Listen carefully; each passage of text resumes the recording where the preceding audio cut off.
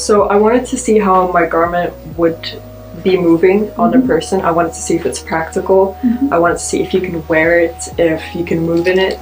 And for my models, I tried out different poses, and I think that this was a good design as it's very flexible, it's not tight. And how has it, changed your ideas for future, presenting your work as part of an exhibition, and seeing other people show their work? Have you had any new ideas from that experience? Yeah, I really like how a lot of students have included like modern designs and maybe some fantasy designs, like anti-fashion, which I really liked. And I really liked my traditional theme.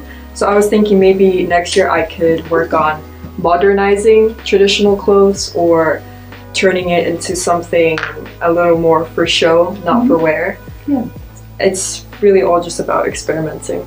I feel like after like going through those graduate shows from every university in UK, I actually had a lot of inspiration from them, and I feel like my work have changed from, I can say, like a small to a big, more ambitious. Yeah, like more ambitious, and also like the structures. I feel like next time I can do something bigger and more like interesting. Is this inspired by any personal experience or anything on your travels or anything like that? Yeah, for example, the composition is actually from my primary image during my travel in my summer holiday, where I went to like a place with a lot of salt lakes. There's people who's telling me that the salt lakes is disappearing in quite a few years due to global warming. So I kind of want to make a piece to memorize them and to express how these beautiful scenes are disappearing due to human actions. So with figurative painting, there's always some element of storytelling and narrative. What kinds of things, how do you expect the viewers to be interpreting your work?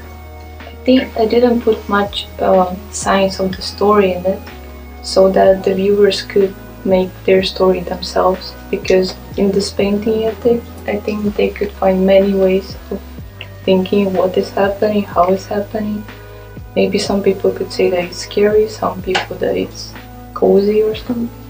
There's an interesting relationship between the two characters and how we're looking at it.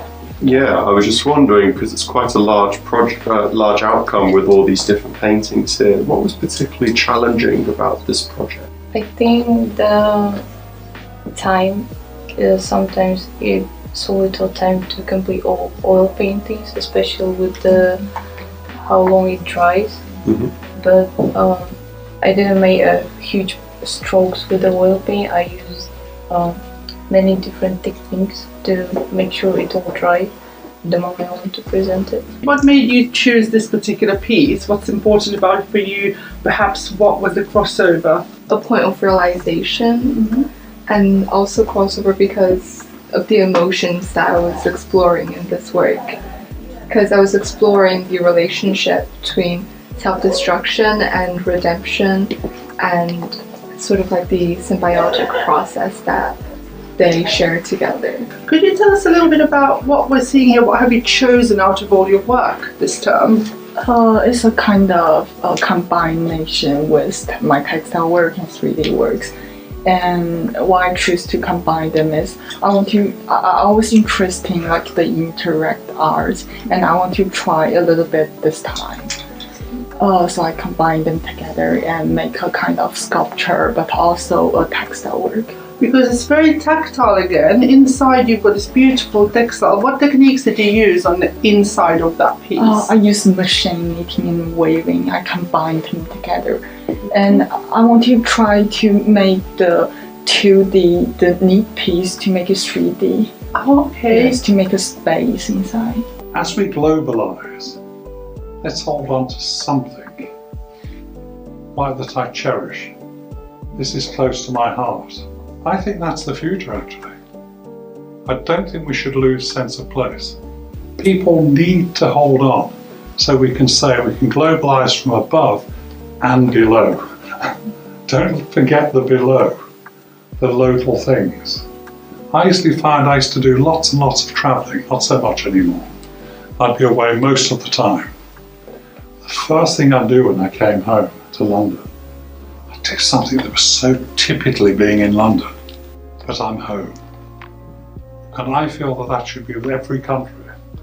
Keep something close to your heart. And people respect you there. You don't have to lose to be in another place. You can hold something you cherish. I think the sense of place is important. That's what you've got in your book. Don't lose that. It doesn't have to be literal, but don't lose where you're from.